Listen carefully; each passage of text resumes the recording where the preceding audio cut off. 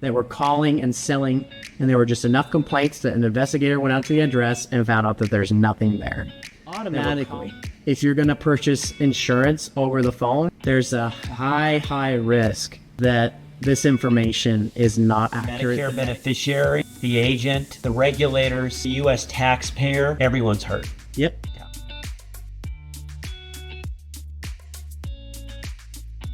All right, man, let's roll. Tell me about telemarketing fraud. Okay, you got it. So it was really interesting when I was getting into the business. I wanted to understand from the back to the front, right? Like with insurance, we're oftentimes catching problems. Like this person just went to the hospital. They have this mega bill that's atrocious and awful, and now we're trying to figure out how to help them. And so I was like, how can I understand the front end of the problem so that when it gets to the back, it's a lot better, just like pushing wood through the mill, right? And so I started trying to understand where the fraud is committed and where things are not being handled the right way that's causing healthcare providers to feel like they can't have a confidence in working with us. Because honestly, if you think about the system, it doesn't make any sense. You know, there's no finance department in a healthcare setting, in a provider setting. When you go to the hospital, there's no office that says finance, right? And there really should be, because you could have massive issues with your finances if you are on the wrong plan, or you're going to a doctor out of network, or your explanation of benefits in your plan, which explains what's going to be covered and what's not going to be covered, isn't going to pay the bill for something that you're going to have. And so I wanted to better understand, okay, how do I understand this side so that when it gets to here, we're good to go? And what I found was really interesting. I found out that a lot of Medicare fraud is committed by foreign telecommunication companies. And what they do is they go into the web and they purchase inactive licenses on the insurance commissioner's website. They look at agents who have been registered for a couple of years who aren't producing a lot of business. Or maybe these are people who they think are retired, who keep an active license that aren't writing business, but are getting renewal payments every single year. And what they'll do is they'll buy that information, they'll contract with certain carriers. Now they buy it. How do they buy it? Who do they buy it from? I don't know. Honestly, I've just come to know them as pirates. I just call them pirates. Okay. Because really they're in dark spaces, and they're buying off of and brokering things off of dark web transactions, or what's called spider profiling, where certain computer geniuses will create these spiders that will catch information that's going on to a carrier's website. A bot? Is that the right word? Yeah, a bot. They call them web crawlers, though, because what they'll do is they'll try to find the gateway where information is being transferred from here to here.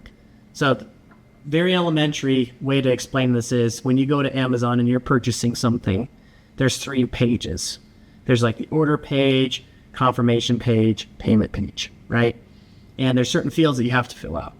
And each of those fields, the information is taken and verified to many sources. Even though you only see one field, it's being verified in many places. That's why when you type in your address, sometimes it will say recommended address, right? That's because what you filled out went to USPS, and USPS saw the information, verified the best way to make it accurate, and sent information back. So what these web crawlers do is they'll place themselves in that path between your information going from Amazon to USPS. And they'll basically clone that information, and then they'll keep it. And then someone may want to know your address, and they'll have your information for sale online. And the way they do this is they clone the bot that's transferring the information from here to there. So this security system doesn't recognize it as a threat. This security system doesn't recognize it as a threat. It's sort of like a waiter going in and out of the kitchen, okay?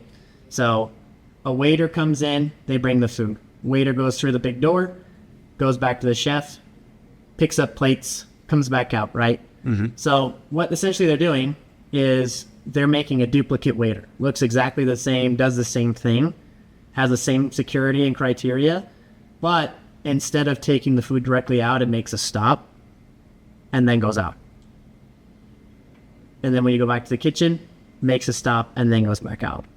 And that stop is where information is duplicated and then brokered and sold. Okay. And so with insurance agents, all of our information actually is for sale as far as our license and whatnot. So you give up some privacy when you get into the financial services world, when you get licensed. Yep. Yeah. And so when you're actively writing and you're on your books and you're doing the job, the whole job, you can really catch fraud easily because carriers will be like, hey, did you submit this policy? Or this policy needs your attention. There's a NIGO, as we call it, not in good way. Yeah, if you're active. Then you would see it and be like, this isn't my client. And then you can easily find out if that has happened to you or not. But what they're doing is they don't care if something's not in good order. They're just churning because they're pirates, right? They're purchasing this information to sell as many people as possible through predator means and selling the plans that have the highest commissions. And when they get busted, they disappear. You go to the office is empty. Yeah. A lot of times they'll have a fake address and a front for a U.S.-based operation, but you go there and there's nothing there. And the way that I learned this actually was by engaging with the provider, a very large hospital, and they were telling me their concerns, and they told me that this actually happened to them. They were trying to purchase a large building to do business in, and the address matched a Medicare fraud front of a call center being operated in the Middle East that had telesales agents in the Philippines and in Mexico that were calling and selling, and there were just enough complaints that an investigator went out to the address and found out that there's nothing there. And then they shut down the business license and everything else, but they couldn't find who was actually culpable, who was responsible, because these people don't exist. They're in the Middle East. They got layers, Yeah, stuff, and they're not even the U.S. exactly. So And the address, is it burned? Or the hospital, can they use that address? no, like pretty much any healthcare, Yeah. anything don't wanna be associated healthcare, with that medical address. billing, no way. Yeah. No way. It's just blackball. Yeah. Yeah. And so that's what led me to those discoveries. And so automatically, if you're going to purchase insurance over the phone, there's a high risk that this information is not accurate. It's not somebody who is going to be held accountable if something goes wrong, and you may not see them again. And I feel really bad about it because you got to think about how many victims fall predator to these types of plans all the time. So how they commonly do it as well is during the enrollment period.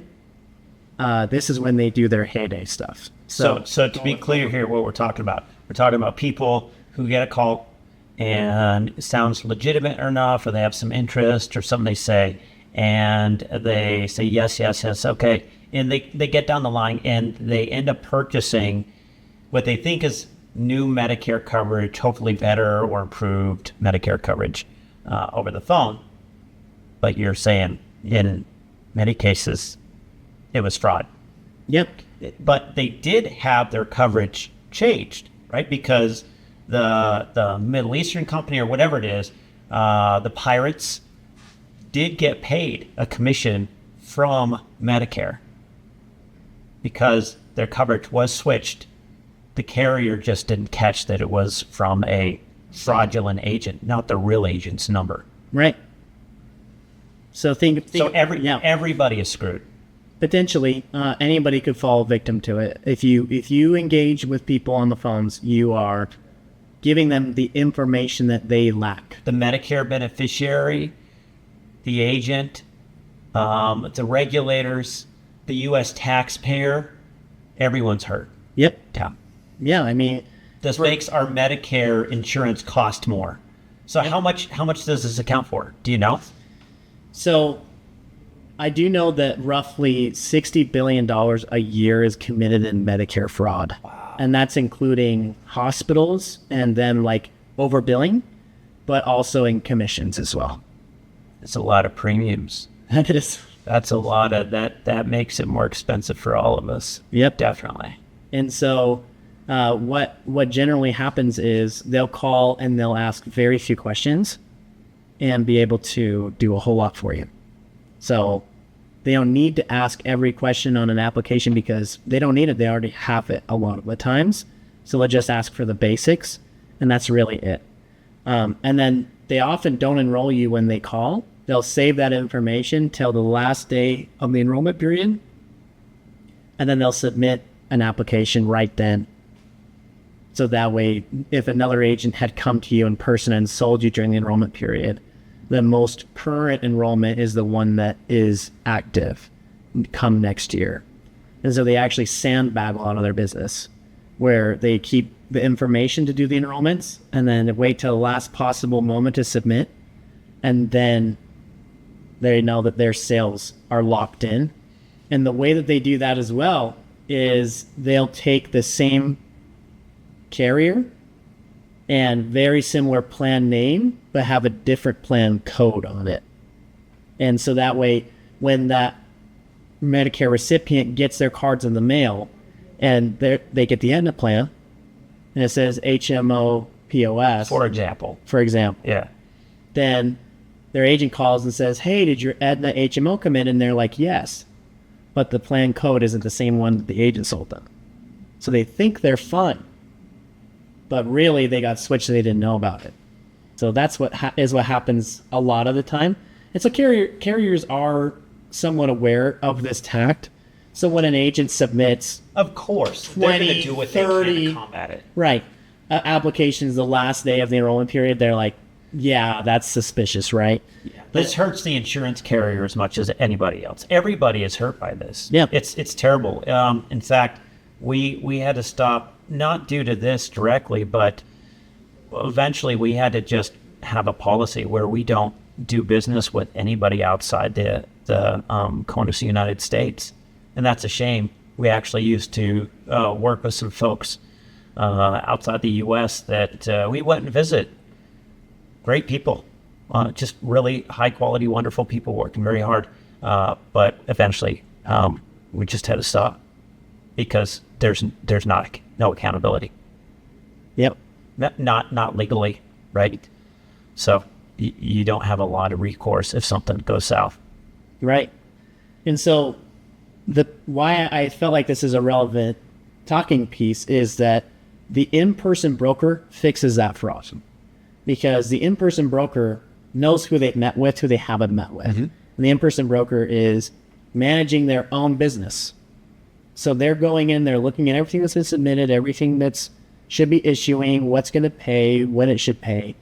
And, we really do have a lot of that down to a science here at Legacy, understanding like what to expect, what should happen here, what the attrition should look like. And so when something fishy does happen, we're able to catch it because we're in person. We have a strong beat on our... In the broker's account. Right. Walking into their office. Absolutely. Yeah.